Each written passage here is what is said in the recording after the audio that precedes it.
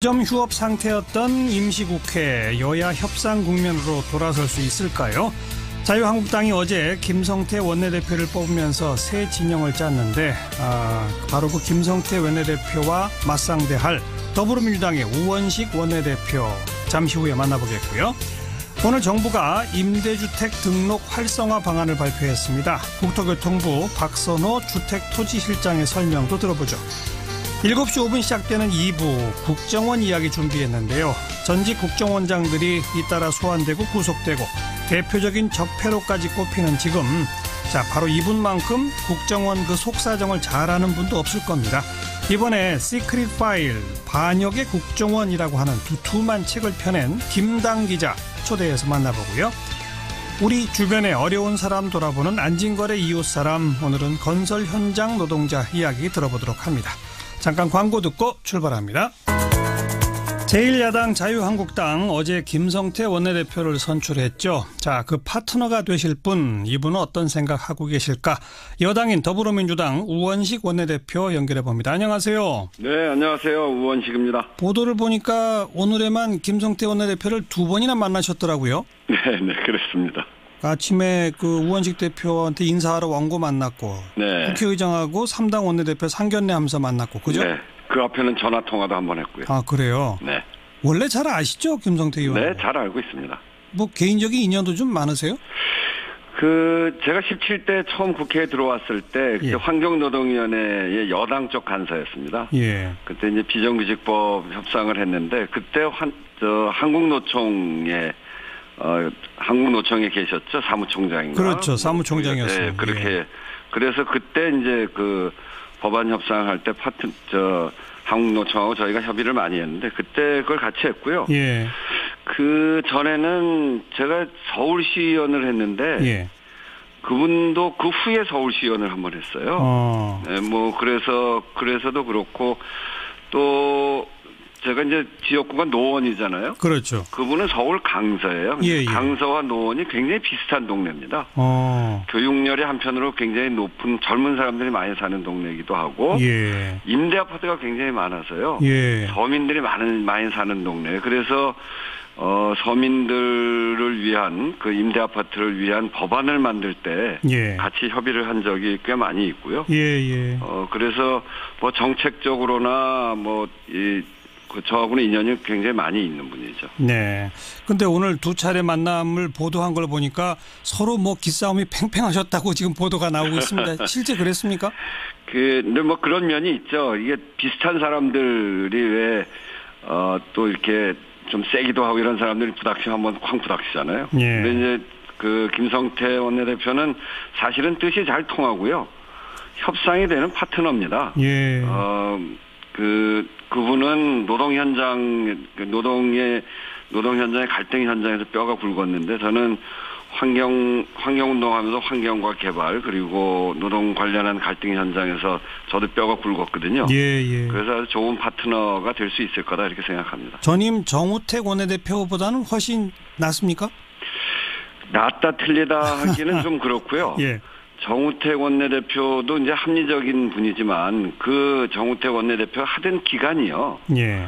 갈등이 아주 심했던 기간 아닙니까? 예. 국정농단에 대한 국민적 저항이 촛불로 불타오르던 기간이었고 예. 또 탄핵이 이루어졌고 그래서 자유한국당이 여당에서 야당으로 이렇게 변하는 시기였잖아요. 그렇죠. 그래서 정우택 원내대표의 그 원내 전술이 아주 경직될 수밖에 없었던 그런 측면이 있습니다. 아하. 이제 그런 반면에 김성태 원내대표는 이제 야당이 된 자유한국당이 야당으로서 2기를 시작하는 거기 때문에 이제 그 야당이라고 하는 위치를 분명하게 하고 있어서 예.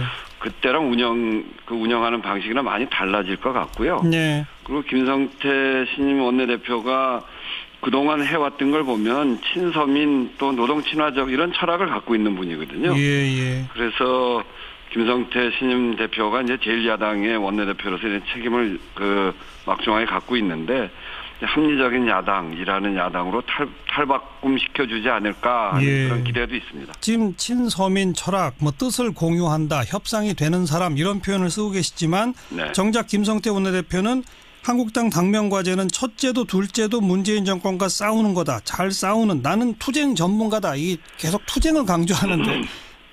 네, 이 잘 싸운다는 말을 어떤 사람이 하느냐에 따라서 그게 발목 잡기가 될 수도 있고요. 아하. 합리적 타협의 장으로 나올 수 있기도 하고 그렇거든요. 예. 기존 자유한국당이 그런 아까 얘기했던 그런 배경 때문에 문재인 정부 발목 잡기를 주로 했는데 예. 그게 성공했습니까? 결국 성공하지 못했거든요. 예. 그런 방식으로는 다시 이게 수권 정당이 될 수 없다는 걸 너무나 잘 알 겁니다. 예. 근데 제가 겪어본 김성태 대표는 상대방을 존중하고 또 대화 타협 이렇게 해왔던 분이고 그걸 통해서 승리했던 경험도 있던 분이기 때문에 예. 그래서 오늘 저 얘기하면서 저도 그런 얘기 했는데 우리 문재인 정부와 싸우는 전사가 되겠다 이렇게 얘기하시잖아요. 예. 저도 왕년에 민주화 운동의 투사였습니다. 예. 그래서 전사와 투사가 한번 배짱을 열어놓고 네. 잘 싸워보자. 예. 잘 싸워보자는 말은 잘 타협해보자 이런 말하고 또 같은 말입니다. 예. 그런데 지금 정권 교체 후에 첫 정기국회 그리고 12월 임시국회까지 사실 국정감사 제대로 못했고 예산안 하나 통과시킨 거 외에는 지금 별로 성과가 없지 않습니까? 네, 그렇습니다. 이 산적한 현안 일단 연내에 한두 개라도 처리할 수 있을까요? 사실은 이제 예산안은 과반이면 통과를 할 수 있기 때문에 예산과 이제 예산 부수 법안은 그래서 국민의당하고 협상을 잘해서 하면 그거는 이제 할 수 있는 거죠. 예. 근데 이제 법안은 국회 선진화법에 의해서 5분의 3, 그러니까 그렇죠. 180명이 동의를 해야 패스트 트랙에 올릴 수 있는 거거든요. 예. 법안을 통과시키려면 법사위 이런 것까지 있기 때문에 법사위 위원장은 또 자유한국당 권성동 의원 위원장을 하고 그렇죠. 있잖아요. 예. 지금도 굉장히 애를 먹고 있는데 예. 그래서 모든 당이 동의하지 않으면 법안이 통과되기 어려운 상황이 되어 있습니다. 예. 그래서 사실은 쉽지 않은 거죠. 그래서 협상이 필요하고 그런 건데 저는 더불어민주당이 지금 121석이어서 여서야되고요. 예. 그래서 우리가 하고 싶은 일을 우리 마음대로 다 할 수 없는 상황에 처해 있는 건 분명한데 예. 자유한국당도 116석이고 예. 자유한국당도 자유한국당 힘만으로는 할 수 있는 일이 없습니다. 그렇죠. 예, 그래서 저는 김성태 신임 대표와 원내대표와 대화 타협을 통해서 충분히 일을 만들어 갈 수 있다 이렇게 생각하고요. 나머지 기간이 있습니다만 예. 오늘도 제가 그런 얘기 했는데 친서민 또 노동운동 출신이 이런 서민들의 삶을 함께 개선해 나가자고 하는데 우리가 반대할 이유가 없다. 예. 그래서 그런 부분에 있어서는 화통하게 문제를 풀어나가는 노력을 해보자 이렇게 얘기를 했고 예. 김성태 대표도 이제 그런 점에서 동의를 하고 있는데 싸울 건 싸우더라도 네. 문제를 풀 수 있는 거는 풀어나가자라고 하는데 저는 인식을 같이 하고 있다고. 이런 거 혹시 안 될까요? 지금 사실 개헌 문제, 선거제도 개편이라고 하는 엄청난 과제도 남아있고 네. 공수처 신설, 검경수사권 조정, 국정원법 개정 등등 지금 여당이 하고자 하는 것들이 또 산적해 있고 네. 반대로 자유한국당 지난 정부부터 계속 요구해왔던 규제 프리존 등등의 또 여러 가지 법이 있지 않습니까? 네. 좀 뭉뚱그려서 뭔가 빅딜 이런 거 좀 안 될까요? 몇 가지라도 해보는 거죠, 서로가. 그렇게 할 수 있는 것이 있으면 하겠습니다. 근데 이제 규제 프리존법은 저희들이 되게 반대했던 건데, 예. 그거는 저희들이 대안 입법을 준비하고 있습니다. 규제 프리존법 그 자체로는 또 여러 가지 문제가 있어서, 예. 그래서 4차 산업혁명을 하기 위해서도 규제에 대해서 여러 가지 우리가 고민을 하고 있는데요. 그것을 위해서도 대안입법을 만들고 있기 때문에 그런 건 논의할 수 있고요. 서비스 발전법도 특히 이제 의료 분야나 이런 부분들을 제외하고 독소 조항을 빼면 해볼 수 있는 것이고요. 그래서 자유한국당이 해보겠다. 그것도 이제 국민의 삶을 위해서 이건 꼭 해봐야 되겠다는 게 있으면 저희들이 진지하게 고민할 준비가 돼 있습니다. 저희들이 하고 싶어하는 특히 서민과 중산층 여기에 삶을 제대로 잘 살필 수 있는 그런 법들이 많이 있습니다. 자영업, 중소기업, 알겠습니다. 또 비정규직 이런 것과 함께 같이 얼마든지 같이 논의할 수 있다고 생각하고요. 그런 파트너로 김성태 신임 대표가 괜찮다고 생각합니다. 뭔가 좀 움직이는 모습 기대하겠습니다. 네, 고맙습니다. 네. 더불어민주당 우원식 원내대표였습니다.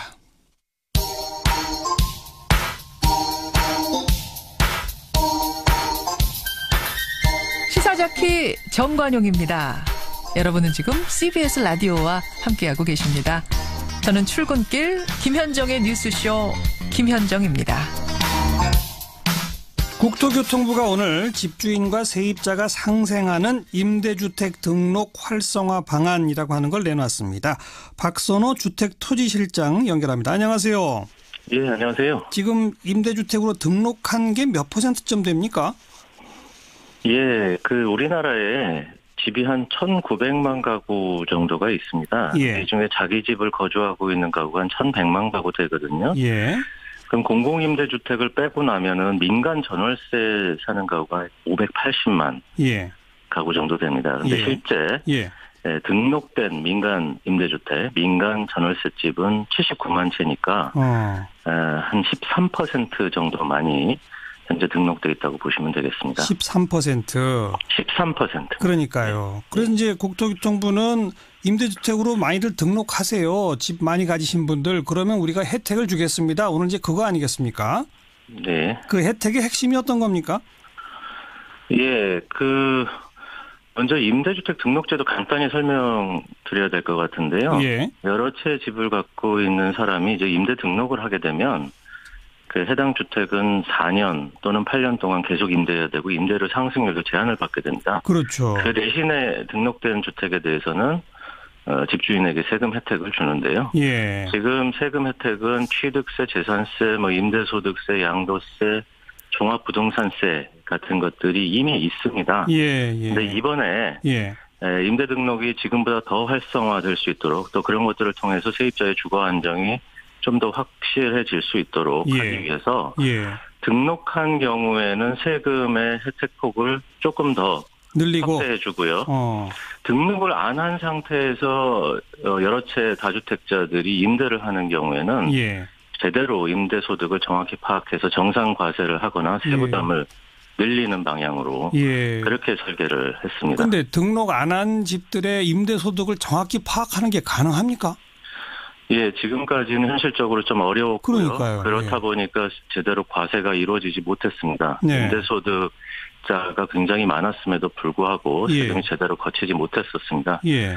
근데 여러 부처에 지금 흩어져 있는 주택 소유 정보라든가 임대차 정보 같은 것을 한 대로 끌어모으는 임대시장 데이터베이스를 현재 만들고 있고요. 예. 이게 4월 달까지는 구축이 완료돼서 아하. 그 이후에는 이런 데이터베이스를 활용을 해서 네네. 임대차 시장의 현황을 정확하게 파악을 하고 예. 이런 것들을 과세라든가 건강보험료 부과에 필요한 정보로서 활용할 수 있게 그렇죠. 될 겁니다. 이미 있는 정보, 저 사람은 분명히 집이 두 채인데 그럼 한 채에 살고 있으면 하나는 세주 쓸 텐데 이거 분명히 나올 수 있는 거죠. 노력만 하면. 그게 이제 4월이면 된다 이거군요.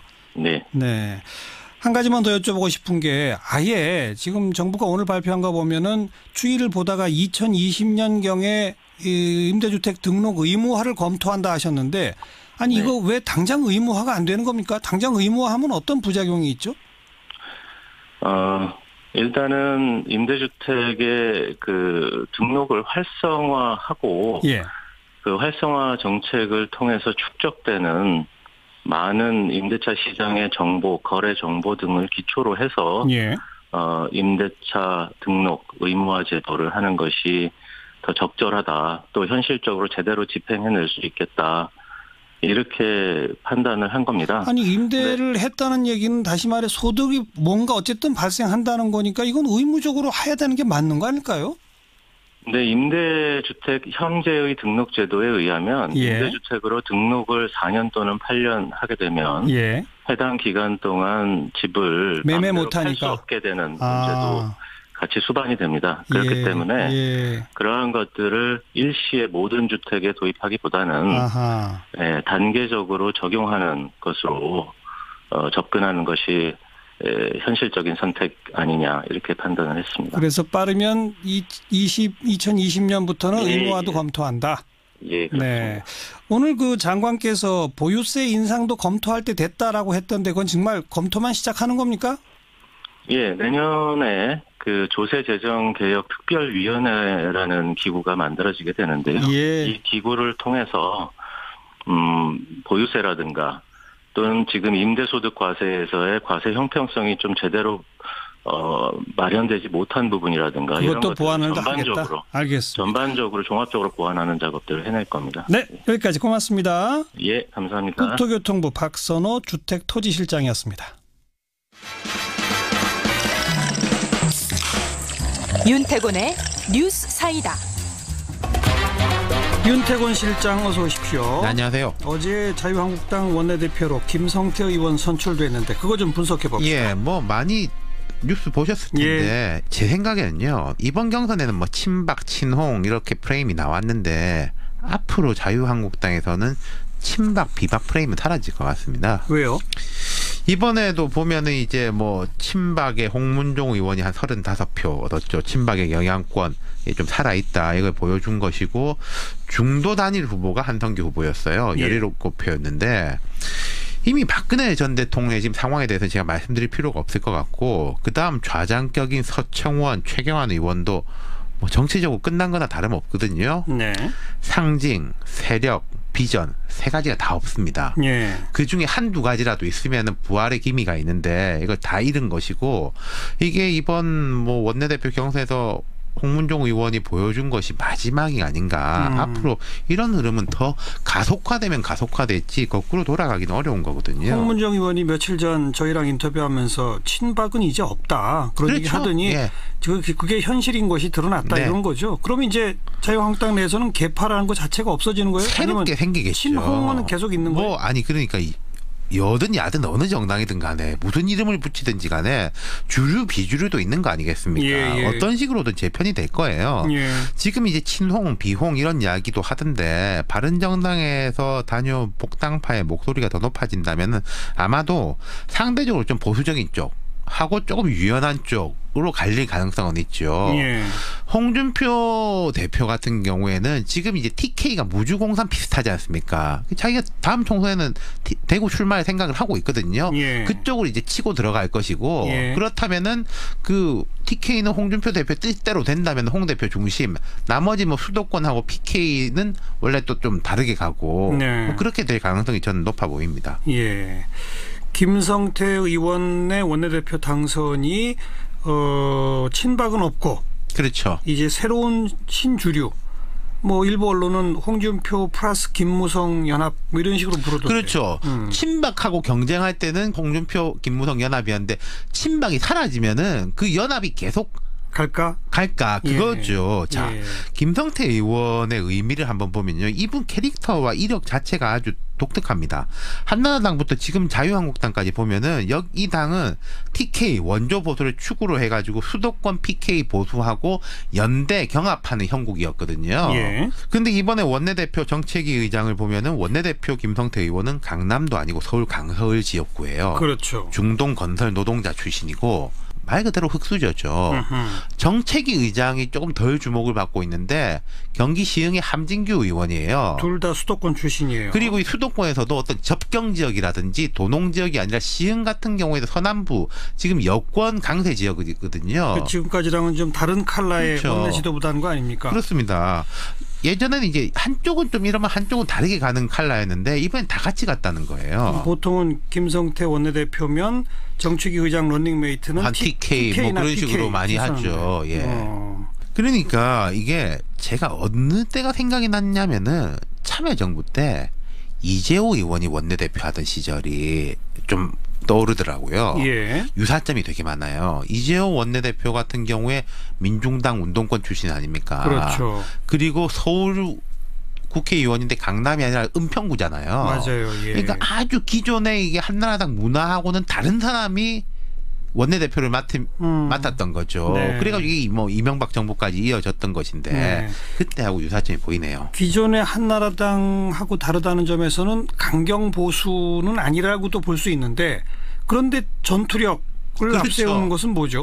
이재호 의원도 그랬습니다. 운동권 출신이기 때문에 그 정통 보수하고는 칼라가 다른데 전투력은 뭐 말하자면 웰빙 보수보다 훨씬 더 뛰어난 인물이었거든요. 그런 식으로. 그런 점이 있다는 거죠. 예. 그러니까 저는 이제 김성태 원내대표 이럴 것 같아요. 당장은 일단 강경하게 나갈 겁니다. 지금 자유한국당이 사실 특히 원내 지도부가 느슨했던 면이 있거든요. 예. 이런 거 어떻게든 좀 다 잡아야 되겠다. 다 잡으려고 하면은 야당은 여당하고 싸우는 게 최고 아니겠습니까? 예. 어쨌든 자기들끼리 뭉치는 데는요. 자기들끼리 뭉쳐가지고 뭔가 좀 이게 전열이 정비가 된다라고 하면은 아마 내년쯤일 것 같은데 그때부터는 다른 모습을 좀 보이려고 할 거예요. 김성태 의원이. 이분이 뭐 친서민, 친노동자 이런 것도 강조를 하고 뭐 한국노총 사무총장 출신이지 않습니까? 환노위에서 오래 이제 활동을 했거든요. 근데 이런 거는 보입니다. 그럼 제가 이제 김성태 원내대표의 장점 위주로 말씀드렸는데 투쟁력, 성실성, 스킨십 이런 건 다 인정을 받아요. 근데 어떤 좀 전략적 행보라든지 큰 그림을 보는 거에 대해서는 지금까지 김성태 의원이 정치 활동을 하면서 그런 쪽으로는 조금 보여준 적이 별로 없거든요. 근데 원내대표라는 거는 그냥 투사 행동대장 자리가 아니지 않습니까? 전략적으로 사령탑 자리잖아요. 그렇죠. 그 부분에서 어떻게 될지. 그럼 하나의 포인트가 더 김무성 의원이 이쪽에서 조금 영향력을 확보할 공간이 그 지점에서 열리는 거겠죠. 알겠습니다. 아무튼 기존의 자유한국당 원내 지도부와는 시사잡기 2부입니다. 오늘 하루 화제가 된 뜬 뉴스들부터 정리해드리죠. 자, CBS 김현지 기자 안녕하세요. 네, 안녕하세요. 첫 소식은요. 전직 페이스북 부사장이 페이스북은 우리 사회를 파괴하고 있다고 주장해 파장이 커지고 있습니다. 아하. 이 주인공은 차마스 팔리아피티아라는 인물로 이 페이스북 부사장을 지낸 전직 임원입니다. 그런데 얼마 전 한 강연회에서 사회를 조각내는 도구를 만든 것에 엄청난 죄책감을 느낀다고 말한 것이 뒤늦게 공개된 건데요. 그는 우리가 단기적이고 말초적인 피드백 회로를 만들어냈고 그 결과 사회적 담론은 사라지고 잘못된 정보만 남았다고 진단했습니다. 이어 자신은 페이스북을 끊겠고 자녀들도 못하게 할 것이라고 선언했습니다. 페이스북 측에서 무슨 뭐 얘기는 없습니까? 예, 곧바로 반박했습니다. 이 차마스 부사장은 2007년 입사해 2011년 퇴사했고 그가 근무할 때와 지금은 완전히 다르다는 건데요. 그때는 성장에 주력했지만 지금은 책임감에 막중함을 느낀다며 수습에 나섰습니다. 하지만 페이스북 경영진의 비판과 반성은 이번만이 아닙니다. 공동 창업자인 션 파커도 페이스북이 인간 심리의 취약성을 착취했다고 주장했고 현 대표인 마크 저커버그도 내가 한 일이 사람들을 함께하도록 만들기보단 분열로 이끌었다고 사과하면서 더 노력하겠다고 말했습니다. 예, 페이스북이 갖는 긍정적 면도 있지만 부정적 면 이걸 그 회사 내부에서도 들여다보고 있다는 건 참 다행이네요. 자, 다음 뉴스는요. 네, 바쁜 일상에 하루 한 번 하늘 보기도 힘드시죠? 하지만 오늘 밤에는 고개를 들어서 밤하늘을 꼭 보셨으면 좋겠습니다. 오늘 저녁 9시부터 내일 새벽 4시까지 쌍둥이 자리 유성우가 하늘에 술을 놓을 예정이거든요. 이 유성우는 말 그대로 유성이 비처럼 보이는 현상인데요. 이 시간당 최대 60개의 별똥별이 밤하늘을 가릴 전망입니다. 이건 뭐 그냥 집에서도 잘 보이는 정도일까요? 어디 가서 보면 잘 보입니까? 예, 실내보다는 주위가 어둡고 사방이 탁 트인 교외가 좋습니다. 물론 유성우는 어느 하늘에서나 볼 수 있지만 수도권에선 서울과학동화 천문대나 과천국립과학관, 양평 중미산 천문대 등이 별 보기에 좋습니다. 또 강원도에선 영월 별마루 천문대, 충북에선 증평군 좌구산 천문대, 경북 영천 보현산 천문대도 명당으로 꼽힙니다. 유성우 알겠습니다. 다음요. 네, 국내에서 가장 안전한 지역이 대구 달성군이고 또 가장 위험한 곳은 부산 중구로 나타났습니다. 오늘 행정안전부는 전국 시군구별로 지역 안전지수를 공개했는데요. 교통사고와 화재, 범죄부터 자연재해와 생활안전, 자살 감염병까지 모두 7개 분야의 안전 수준을 1에서 5등급으로 평가했습니다. 1등급에 가까울수록 안전하다는 의미입니다. 거기서 그러니까 대구 달성군이 1등을 했다는 거예요? 네, 그렇습니다. 이 달성군은 4등급을 기록한 범죄 분야만 빼고 나머지 6개 분야에서 1등급을 받았고요. 우리 CBS가 있는 서울 양천구도 5개 분야에서 1등급을 받아 안전하다는 평가입니다. 반면 부산 중구는 자연재해를 뺀 나머지 6개 분야에서 5등급을 받는 불명예를 안았습니다. 서울 중구와 대구 중구도 4개 분야에서 5등급을 받았고요. 하지만 해당 기사에 서로의 지역을 조롱하는 댓글들이 달리면서 오히려 이 뉴스가 지역 감정을 부추긴다는 지적도 나왔습니다. 어느 분야를 더 노력해야 할지 그런 자료로 삼아야 되겠죠. 자, 그리고 어제 뜬 뉴스에 소개해 준 내용 중에 뭐 업데이트된 소식이 있다고요? 네, 그렇습니다. 어제 추위에 쓰러진 어르신에게 패딩을 벗어드리고 응급조치한 중학생들이 얘기 전해드렸는데요. 예. 이들 학생들이 국회의원상을 받게 됐습니다. 전농중학교 엄창민, 정호균, 신세현 학생인데요. 평소에도 봉사정신이 투철하고 이타심이 뛰어나다고 학교 측도 칭찬했습니다. 다시 한번 칭찬합니다. 수고하셨어요. 네, 감사합니다. 김현지 기자였습니다.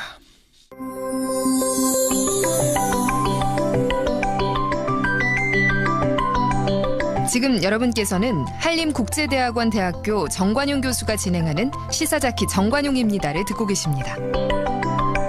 전직 국정원장들 잇따라 검찰 소환되고 또 구속되고 또 국정원이란 이름 이제 바꾸자 이런 개혁안까지 나와 있는 상황. 우리 사회에서 국정원은 일종의 적폐의 하나의 상징처럼 된 것 같은데요. 시크릿 파일 반역의 국정원이라고 하는 두툼한 책이 나왔습니다. 수십 년 동안 국정원을 심층 취재해온 김당 기자가 펴낸 책인데요. 오늘 스튜디오에 직접 초대했습니다. 어서 오십시오. 네, 반갑습니다. 원래 시크릿 파일 국정원이라는 책을 내셨었잖아요. 작년 이맘때 냈었습니다. 그런데 이번에는 시크릿 파일 반역의 국정원? 예. 왜 그 제목도 바뀌었고 1년 만에 책이 또 한 권이 이렇게 두툼하게 나오게 된 건 어떤 배경입니까? 예. 일단 이번 책은 원래 국정원 사용 설명서라는 가제를 붙였었어요.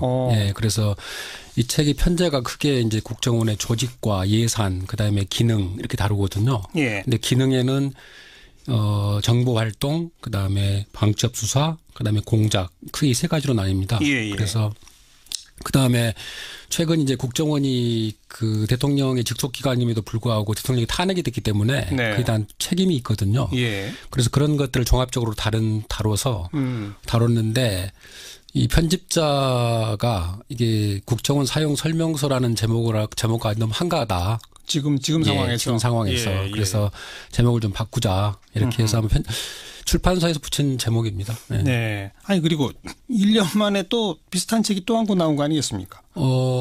제목이 이제 시크릿 파일 국정원이 되다 보니까 시크릿 파일에 들어가다 보니까 이제 혹시 뭐 개정 정보판 아니냐 이렇게 생각하시는 분도 있더라고요. 저도 그렇게 처음에 생각했는데 내용은 다르더라고요. 네, 완전히 다른 책입니다. 그러니까 1권은 일종의 그 입문서라고 한다면은 이건 완전히 좀 본격적인 전문서라고 좀 할 수 있죠. 예. 네. 김당 기자는 언제부터 이렇게 국정원을 취재하셨어요?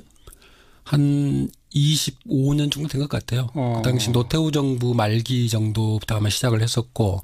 그때는 안기부였죠. 안기부였죠. 예. 본격적으로 취재를 시작한 건 정보위가 국회에 생기고 94년이거든요. 그다음에 95년에 이제 내곡동으로 통합청사로 이사를 갑니다. 그 무렵부터 본격적으로 취재를 했던 거죠. 왜 거기에 그렇게 주목하셨습니까?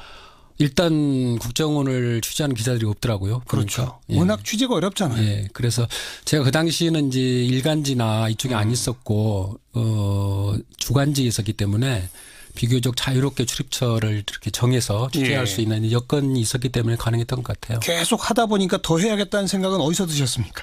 그러니까 일단은 그 국정원 직원들을 만나면은 되게 이제 나중에는 5급 직원부터 원장까지 다 만났습니다만은 그 이제 국정원 원래 7급 공무원이라 그러잖아요. 처음 입사할 때. 근데 6, 7급 공무원들은 6, 7급 때는 기자들 접촉을 금합니다. 그러니까 기자를 만나봤자 정보를 얻어오는 게 아니라 오히려 털린다.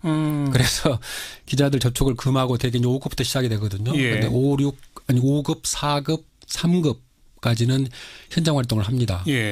이제 기자로 말하면 현장 취재 활동을 하는 거죠. 그다음에 이제 3급부터 간부거든요.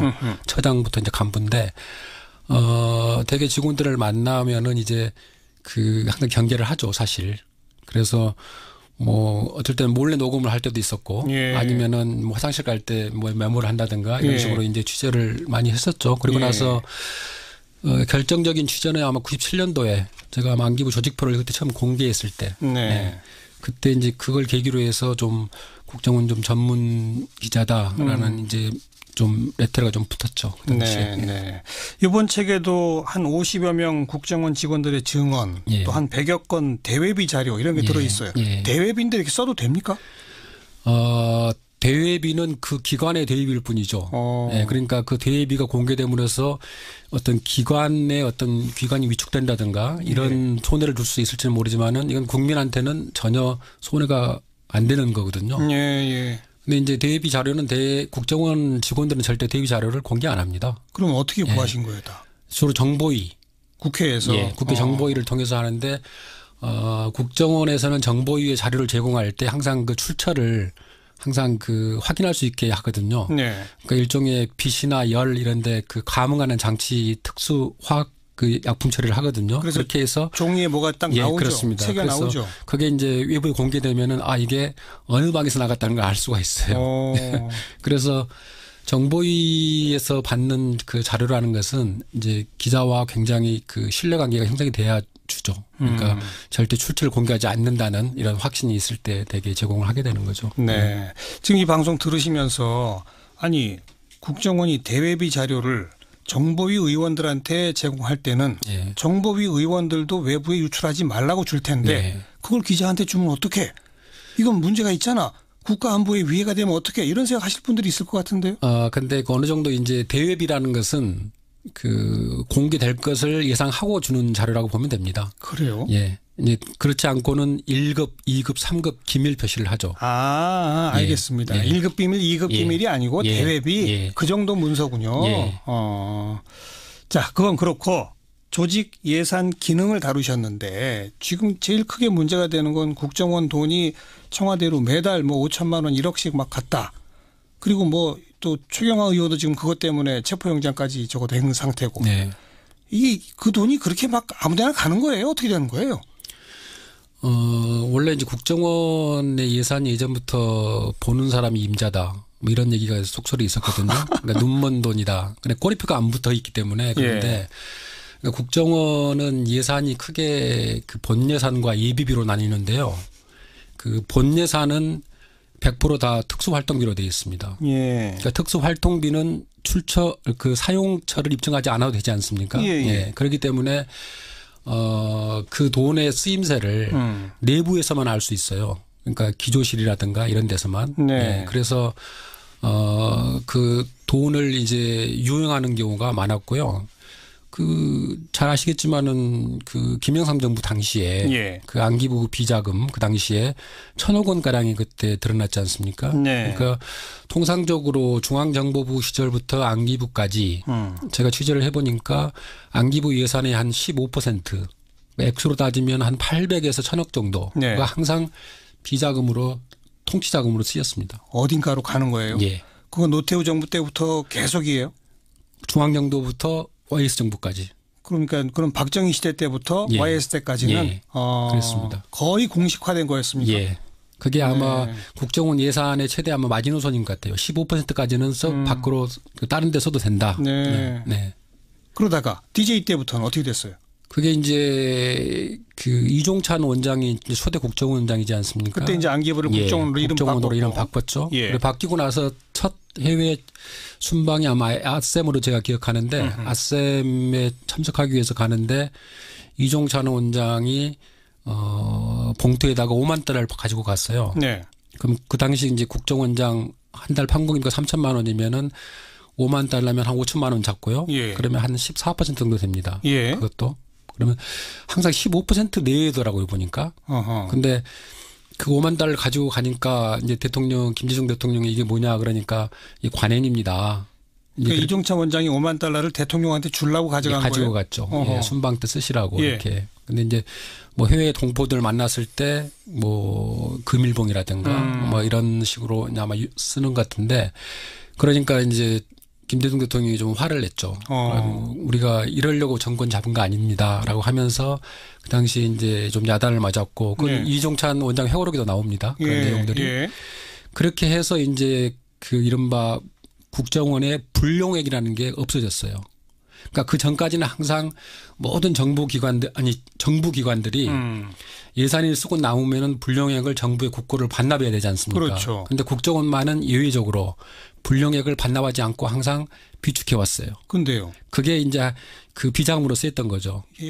연간 예산의 15% 정도를. 그러니까 그 쓸 수 있는 용도는 그 정도였고 네. 대개 비자 이렇게 축적되는 돈은 한 달에 한 수백억 정도였습니다. 뭐 1년에. 1년에. 네. 예. 그렇게 해서 이제 모아왔는데 이종찬 원장 들어서 이제 그게 없어졌잖아요. 네. 그래서 불용액을 98년도에 그의 그 180억을 처음으로 반납했습니다. 국고에 반납. 예. 아. 그때부터 불용액 반납이 시작됐어요. 예.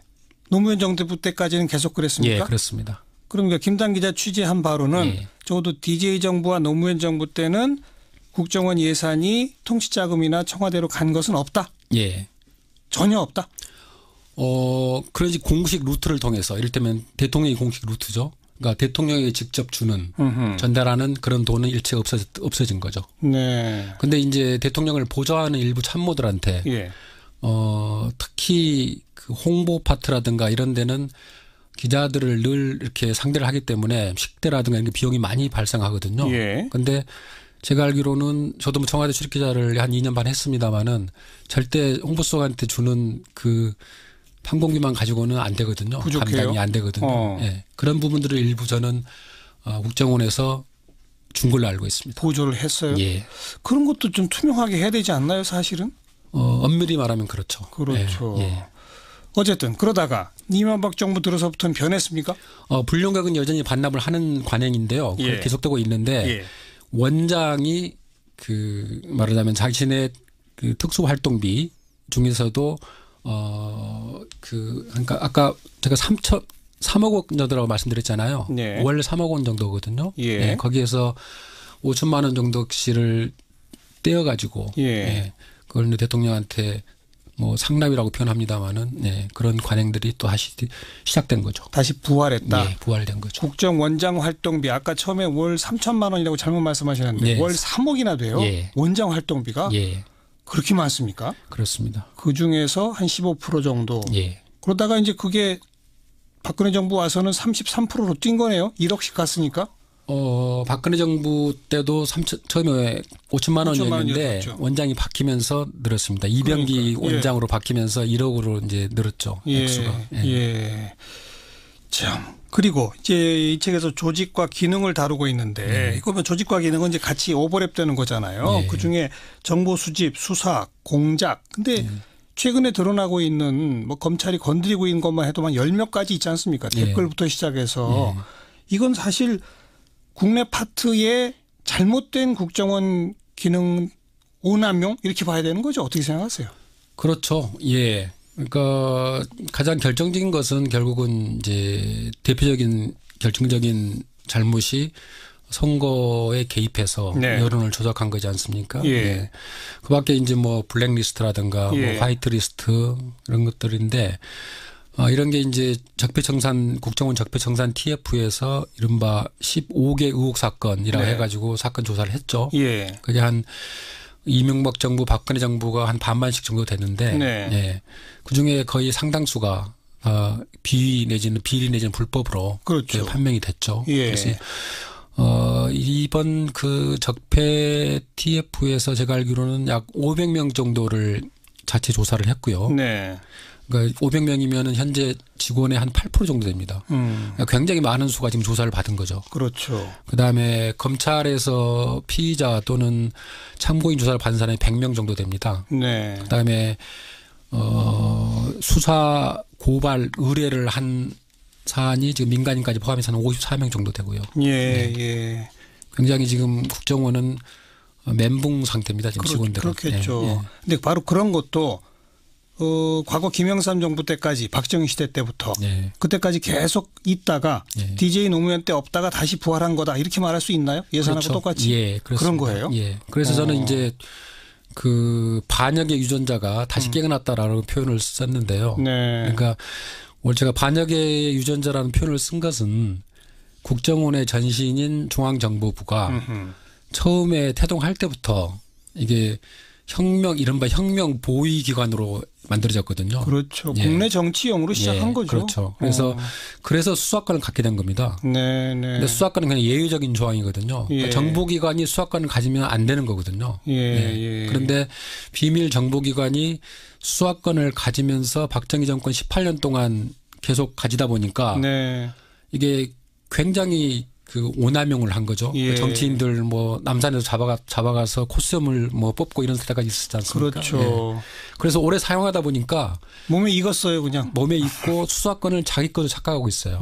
근데 수사권 가지서는 안 되는 거죠. 예. 김종필 그 창립자조차도 수사권은 잘못이었다. 네. 이건 나중에 돌려주려고 생각했는데 본인이 일찍 나오는 바람에 못했다. 이런 회고록이 그런 기록을 그러다 이제 남겼죠. 안기부 시절 되면서는 더 강해졌고 또 예. 그러다가 이제 국정원 시절이 되고 DJ 노무현 때 조금 주춤하다가 예. 다시 그 반역의 유전자가 부활했다. 그렇죠. 그런 그러니까 얘기군요. 김대중 노무현 정부 10년 동안은 전국 단위 선거가 7번 있었습니다마는 예. 한 번도 선거 개입이나 정치 개입 문제인 적은 없었거든요. 예. 그러니까 그걸로 봐서도 적어도 그런 유전자들이 억제가 되고 발현되지 않았다는 거죠. 알겠습니다. 이번에 이제 국정원 자체적으로 개혁안을 내면서 이름도 바꾸겠다. 예. 그리고 정보 수집만 하고 수사권은 놓겠다. 예. 어떻게 생각하세요? 그 개혁안. 그 큰 틀에서 그 개혁안은 공감합니다. 저는. 근데 이름을 굳이 바꿀 필요가 있을까라는 데는 저는 반대합니다. 네. 그러니까 네. CIA를 모델로 해서 저희가 만들었는데 KCIA라고 처음 시작하지 않았습니까? 근데 47년에 만들었습니다만 70년 동안 한 번도 CIA는 바뀐 적이 없습니다. 그렇죠. 이름도 바뀌지 않았고 모토도 한 번도 바뀐 적이 없습니다. 예. 저희는 모토만 해도 3번 바뀌었죠. 그래서 이름을 바꾼다고 뭐 문패 바꾼다고 해서 될 건 아닌 것 같고요. 다만 이제 그 국내 정보 수집과 분석을 폐지한 것 이건 잘했다고 보고요. 네. 그다음에 일종의 뭐 대못이라고 할까요? 바꿨기 때문에 이걸 다시 부활하기는 어려울 거라고 봅니다. 근데 문제는 이제 수사권이거든요. 예. 수사권은 이게 법을 개정해야 될 문제이기 때문에 아직 지금 여당에서 발의를 하지 않았습니다만 아직 안 했죠. 예, 다음 주쯤이면 발의를 한다 그러는데 예. 과연 자유한국당과 바른정당에서 응해줄까 의문이거든요. 지금 반대 입장을 이미 표명하고 예, 있죠. 그렇습니다. 수사권을 국정원 노라는 얘기는 간첩 예. 안 잡겠다는 얘기 아니냐 이렇게 그렇습니다. 나옵니다. 예. 근데 그 간첩을 그러면 안 잡겠다는 거냐라는 얘기는 사실 근거가 별로 없는 얘기예요. 제가 노무현 정부, 그러니까 김대중 노무현 정부 10년, 그다음에 그 이후에 이명박 박근혜 정부 9년 동안을 그동안의 간첩 검거 숫자라든가 그다음에 검거의 유형, 그러니까 네. 인지냐 자수냐 뭐 이런 것들을 다 분석을 해보니까 예. 거의 똑같아요. 그러니까 연 한 3점 몇 명 정도 정도인데 그러니까 진보 정권이냐 보수 정권이냐 차이는 없다는 거죠. 하지만 DJ 노무현 때도 수사권은 갖고 있었잖아요. 예, 그렇습니다. 국정원이. 예. 근데 근데 단순 비교할 수는 없죠, 그러니까. 그러니까 수사권 그러니까 보수 정권이냐 진보 정권이냐 일단 차이는 없는 거고요. 네. 그다음에 국정원만이 그 간첩 수사 노하우가 있다라는 거거든요. 그렇죠. 근데 최근 그 한 10년 동안의 유형을 분석해 보면은 그 대부분이 탈북자 간첩이 많습니다. 네. 근데 탈북자 간첩은 직파 간첩이나 난파 간첩하고 비교하면은 그 안보의 위협의 그 정도가 굉장히 낮습니다. 왜냐하면 탈북자는 다 신원이 파악돼 있잖아요. 예. 그 사람이 어떤 행동을 하는지 다 경찰이 파악을 하고 있고 예. 특히 해외에 나가거나 주거를 옮길 경우에는 경찰에 신고를 해야 됩니다. 네. 그렇기 때문에 그 안보에 위협이 되는 그런 행위들을 하기가 참 어렵죠. 그런 점에서 북한에서도 그렇게 이제 간첩 난파를 좀 바꾸는 것은 비용 대 효과 분석을 자기들도 하는 거죠. 그렇겠죠. 예. 간첩 난파 해봤자 별 효과도 없고 얻는 게 없더라. 그래서 지금은 오히려 사이버전 뭐 이런 쪽을 더 강화가 있는 거죠. 네. 핵화를 양성하고 네. 이런 식으로. 예. 그러니까 국정원만의 무슨 간첩 수사 노하우가 이제는 별로 중요치 않을 수 있다? 예, 그렇습니다. 그런 얘기입니까? 예. 네. 그리고 그런 노하우가 있다 하더라도 어느 정도 저는 그 노하우는 있다고 보는데 네. 그걸 지금 뭐 없애겠다는 게 아니거든요. 다른 기관에 같이 이관을 해서 예. 그러니까 지금 한 700명 정도 되는 걸로 알고 있는데 수사 인력이요. 대공 수사 인력 700명과 경찰의 인력을 합쳐서 별도의 안보 수사국을 경찰에 만들겠다는 게 이제 대통령 공약 사항인데 예.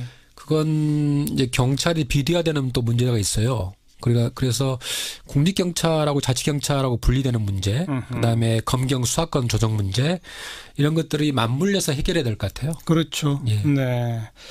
개혁의 방향은 나와 있으나 국회가 통과할 수 있을지는 의심된다. 예, 그렇습니다. 지금 현재 상황은 예, 거기까지로군요. 그렇습니다. 예. 알겠습니다. 오늘 여기까지 말씀드리도록 할게요. 시크릿 파일 반역의 국정원이라는 두만 책을 들고 오신 김당 기자 함께 만났습니다. 고맙습니다. 네, 고맙습니다.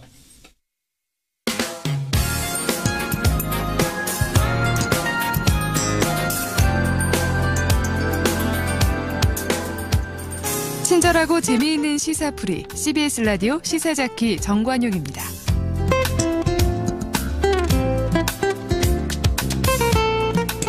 사운드 오브 뉴스 시간입니다. 김민아 기자 어서 오세요. 안녕하세요. 오늘 들어볼 소리는요. 문재인 대통령 방중 일정이 시작이 됐는데요. 우리 CBS가 중국 동포간담회 현장 소리를 바로 잡았습니다. 그래서 좀 소리의 질은 좀 좋지 않은데 그래도 한번 들어보시죠. 사랑하는 국민 여러분, 그동안 사드 여파로 얼마나 고생이 많으셨습니까? 저와 온 국민들도 참으로 답답하고 안타까운 심정이었습니다. 비온 뒤에 땅이 더 굳어지듯이 이번 국정 방문으로 양국의 신뢰가 회복되고 한중관계의 새로운 시대가 열리길 기대합니다.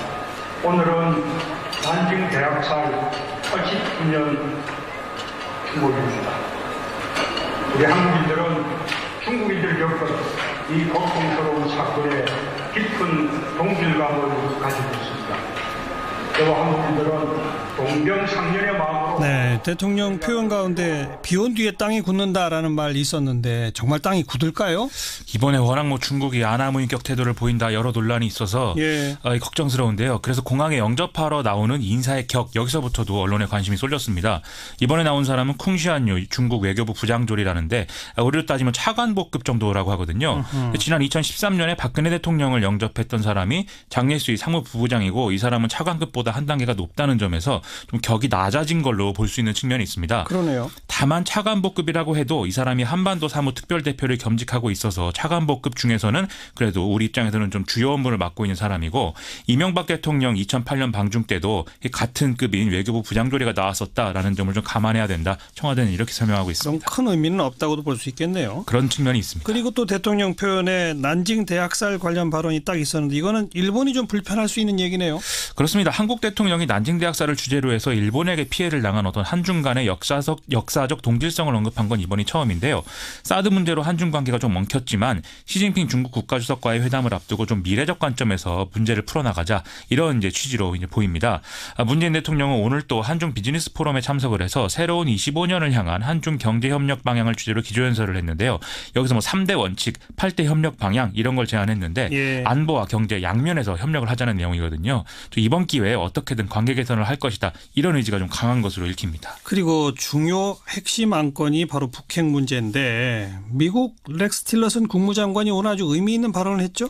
그렇습니다. 이 렉스 틸러슨 미 국무장관이 워싱턴에서 열린 토론회에 참석해서 전제 조건 없이 북한과 첫 회동을 할 준비가 돼 있다. 이렇게 얘기를 했는데요.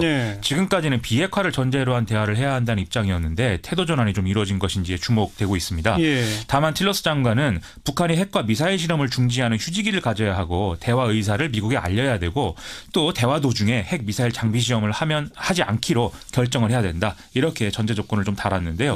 그래서 일부 언론에서는 지금 평창 동계올림픽 기간 동안 한미 군사훈련의 중단 합의 가능성도 거론되고 있기 때문에 종합하면 이런 발언들이 사실상 중국의 해법인 쌍중단에 가까운 그런 그림으로 기운 것으로 볼 여지도 있습니다. 이것에 대해서 백악관은 좀 어정쩡한 태도를 보이고 있는데요. 미국이 본격적으로 대화할 채비를 갖췄다라는 것은 동시에 대화가 잘 안 될 경우에는 군사적 옵션으로 향할 가능성도 커지는 것이기 때문에 지금 국면이 아주 중요하다고 볼 수 있는 거죠. 그래서 한중 정상회담 결과에 더 주목되고 있는 상황입니다. 네. 정상회담에서 좀 좋은 성과 있기를 바라고요. 다음 뉴스는요. 김대중 전 대통령 비자금 의혹 사건 관련 자료를 주성영 전 한나라당 의원에게 제보한 것으로 알려져 있는 국민의당 박주원 최고위원이 이 제보 사실을 시인을 했습니다. 오늘 국회에서 열린 최고위에 참석한 이후에 기자들 만나서 이렇게 밝혔는데요. 다만 당시에 김대중 전 대통령 비자금 관련 자료이다. 이렇게 특정해서 말한 일은 없다라고 여전히 말을 하고 있는 상황입니다. 그게 이제 CD 양도성 예금 증서 아니겠습니까? 그렇습니다. 그게 어디서 나왔다는 겁니까? 박주원 최고위원이 검찰에 있던 시절 시절인 2003년 현대그룹 비자금 사건 내사를 담당했었는데 그때 이제 양도성 예금 증서하고 수표를 입수를 했다는 것입니다. 현대 쪽에서 왔다? 그렇죠. 이것에 대해서 당시에 정mog원 전 현대그룹 회장에게 물어봤더니 이 자료는 김대중 전 대통령의 측근과 관련이 있다 이렇게 대답을 하더라는 게 이 박주원 의원의 주장입니다. DJ의 측근 누구죠? 박지원 의원이다라는 얘기로 지금 언론에 해석하고 있는데요. 박주원 최고위원은 이용주 의원 배우론을 주장한 바도 있기 때문에 이게 뭔가 어쨌든 자신을 향한 의혹 제기는 결국 바른정당 통합 반대파의 음모이다 이 주장을 이제 하기 위한 것으로도 보이는데요. 어쨌든 뭐 국민의당 노선 논쟁도 논쟁인데 이게 결국 이명박 정권 당시에 미국산 쇠고기 수입과 촛불 시위 이후에 뭔가 정치 공작이 이루어진 그런 얘기에 가까운 거다. 이걸 좀 환기할 필요가 있는 것 같습니다. 오늘 이 문제를 최근 처음 보도한 경향신문에 담당 기자 칼럼이 실렸는데 애초 확인하려고 했던 것이 이명박 정권의 정치 공작의 실상이지 국민의당 내부 문제는 아니었다. 이렇게 밝히고 있는 것도 참고를 해야 되겠습니다. 네, 다음 뉴스는요. 자유한국당 최경환 의원 체포동의안 표결이 사실상 무산되는 분위기인데요.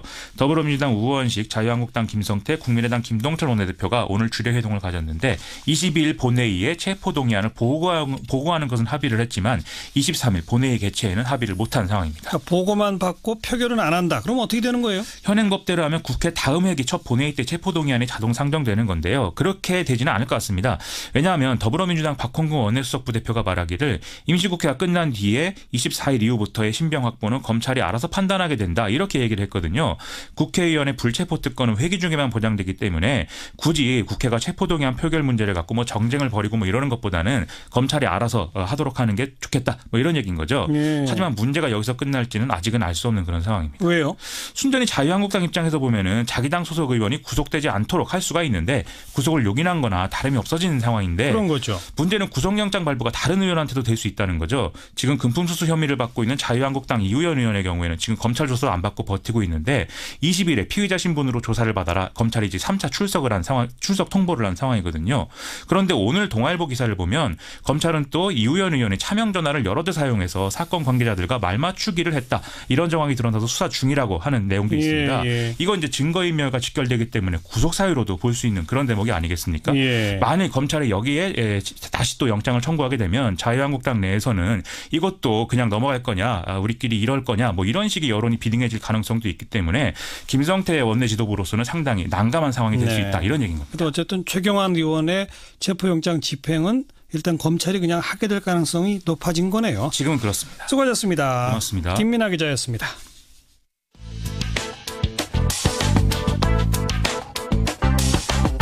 궁금한 뉴스, 만나고 싶은 사람.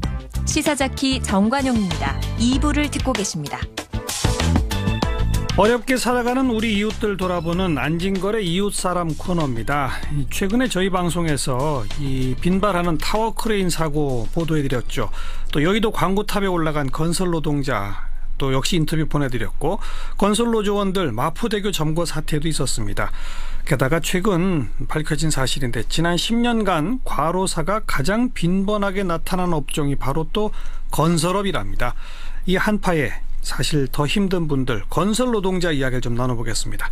참여연대 안진걸 사무처장 어서 오십시오. 네, 안녕하십니까. 우리나라가 전체 산업에서 건설업이 차지하는 비중이 사실 굉장히 높은 편이잖아요. 예, 그러니까 전 산업으로 종사자로 따지면 7% 정도 불과하긴 한데 그럼에도 7%가 185만 명에서 200만 명이 됩니다. 그러니까 어쨌든 단일 업종으로는 굉장히 많은 편에 속하는 거죠. 뭐 유통업종, 서비스업종 다음으로는 많은 것 같아요. 여기 저 직종은 굉장히 다양하죠. 다양하죠. 뭐 흔히들 말하는 예전에 저도 해봤는데 뭐 노가대도 해보고 그다음에 뭐 목수 보조도 하고 그러잖아요. 그런 것부터 시작해서 뭐 미장하시는 분들, 철근하시는 분들, 뭐 외벽 하시는 분들 다양한 건설 현장에 아마 그런 직군만 한 50여 직군이 있을 겁니다. 타워 크레인도 있고, 땅 파가지고 포크레인 기사도 맞습니다. 있고, 레미콘 기사. 더더욱이나 요즘은 이제 건설 현장이 대형화되면서 건설 기계가 많이 도입되어 있거든요. 맞아요. 이 건설 기계업은 또 자영업자로 분리가 돼가지고 이른바 건설 일용직 노동자들보다 보호를 못 받는다는 또 지적이 있습니다. 그래서 타워 크레인 같은 경우도 그래서 보호가 제대로 안 되면서 계속 사고가 나고 사람이 이렇게 죽어가는 그런 현실이 반복되고 있잖아요. 근본적으로 도대체 이런 대책은 못 세우는 것인지 얼마 전에 우리 시사자키에서 타워 크레인 사고 다른 또 사고 나갔고 몇 분 돌아가셨다고 하니까 저도 너무 자괴감이 들더라고요. 아, 근본적인 대책은 없는 것인가. 산재가 빈발한다는 거는 우리가 익히 알고 있었는데 과로사가 제일 많은 게 건설업이에요? 지난 10년간 근로복지공단에서 이제 산재 중에서도 과로사로 신청한 건수가 6,381건이었는데 그 중에서 1등이 건설업이었고 800건이나 신청을 했더라고요. 그러니까 가장 많이 과로로 돌아가신 것으로 지금 일단 업종 중에서는요. 그래요. 근로복지공단 자료에 나와 있습니다. 그래서 실제 그 업체에서도 보면 그 유명한 대기업 건설회사들 뭐 HGL 건설회사들이 수두룩 과로사 1등으로 나옵니다. 그래요? 업체로도요. 그러니까 정말 한편으로는 너무 많이 일을 해가지고 건설 노동자들이 죽고 과로사로, 한편으로는 타워크레인이라든지 이런 아주 위험한 업무에 매달려가지고 사람들이 산재로 죽고 한편으로는 또 한쪽에서는 일용직 임시직이었고 노동일수가 149일밖에 안 되니까 그렇죠. 비 오면 못하고 비 오면 못하고 폭염 못하고 특히 이렇게 추울 때 못하고 엄청 추울 때는 못하거든요. 그러니까 이러면서 한쪽은 또 그 연봉이 한 2천만 원 조금 넘는 수준밖에 안 되고 그러니까 요게 지금 건설 현장의 적나라한 모습이거든요. 그러니까 과로사 하신 분들은 대체로 대기업의 정규직 이런 분들이 또 그렇게 과로한단 말이에요. 그 노동 시간이 충분히 길어건 분들, 그러니까 국내 건설 현장 직원의 노동 시간이 최소 2,600시간인데 아무래도 정규직이거나 일정 계약을 하신 분들이잖아요. 그건 이제 대형 건설에서 하시는 분들이고 또는 뭐 중소건설에서 하더라도 이분들이 2,600시간 일을 하신 거예요. 그러니까 해외에서는 무려 2,900시간이나 하고, 그러니까 과로사 요인이 되는 겁니다. 만 우리가 흔히들 접하는 동네 건설에서 접하는 이제 일용직, 임시직 이분들은 149일 잠시 일하는 거잖아요. 그다음에 비 많이 오고 막 폭염이 오면 일 못하니까 그건 149밖에 안 되는 양극화가 일부 있는 거죠. 그래요. 그 양극화에서 실제 그 일당 받으면서 근무하시는 노동자 한 분 잠깐 연결해서 그분의 그 자세한 얘기 좀 들어보고 더 이야기 나누겠습니다. 목조 골조 업무를 담당하는 목수이신데요. 임차진 씨, 안녕하세요. 예, 안녕하세요. 예, 지금 몇 년째 그 일을 하고 계세요? 지금 한 17년, 18년 요 정도 돼요. 목수도 처음에는 보조부터 시작하셨겠네, 그죠? 그죠. 그 자재 나르고 데모더라고 그러죠.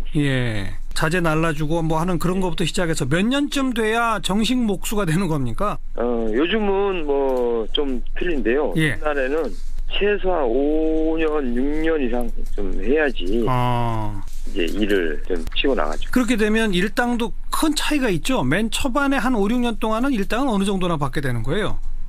지금은 많이 올랐습니다. 지금은 한 최소한 13만 원, 14만 원 이렇게 받고요. 보조가 그렇고.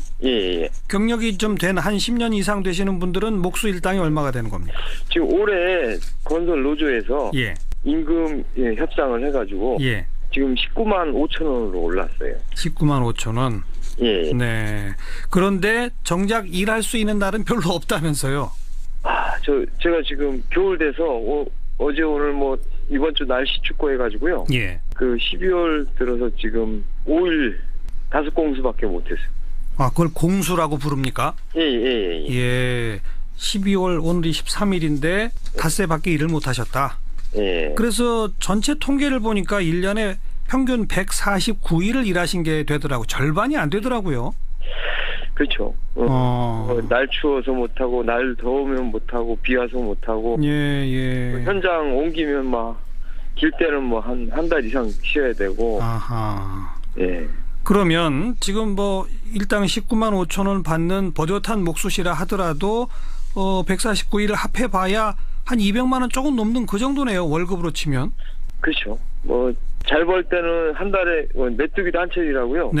가을 뭐 봄 요때 바짝 그 하면은 뭐 한 4,500 벌다가 말씀처럼 겨울 되고 이러면 이제 200만 원도 못 받더라고. 그렇죠. 그것처럼 계절마다 수입이 왔다 갔다 그러면 이 적금처럼 계획적으로 뭔가 생활하기가 어려우시겠어요. 그렇죠. 그게 제일 힘들죠.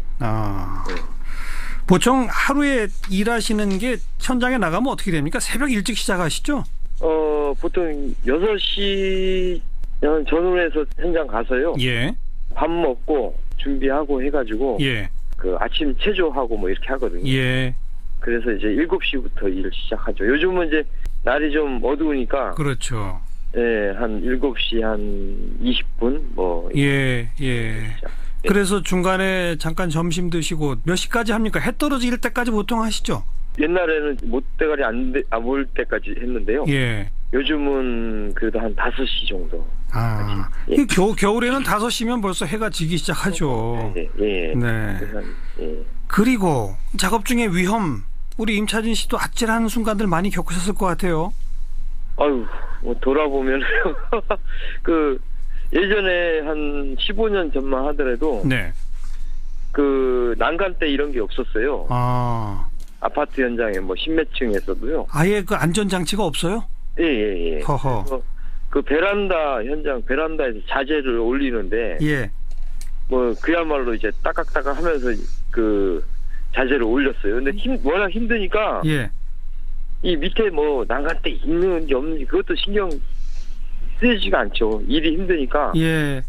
그러다가 까딱하면 떨어져 죽는데 돌아오면 이제 참 아찔아찔하죠. 요즘은 그래도 좀 나아졌습니까?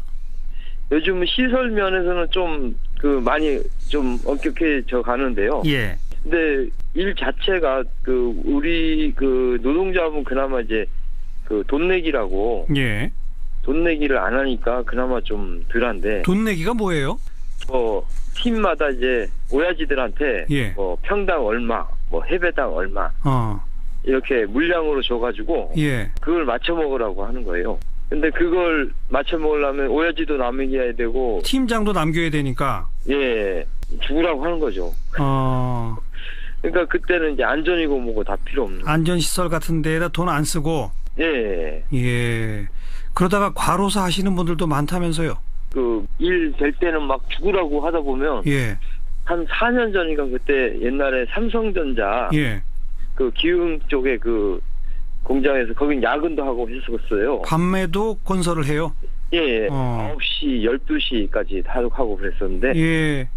제 아는 형님이 그 한 달에 그 우리 60공수 그러니까 하루에 2공수씩 찍어갖고 와 60공수 했다고 자랑하더니만 다음날 병원 가서 바로 돌아가셨어요.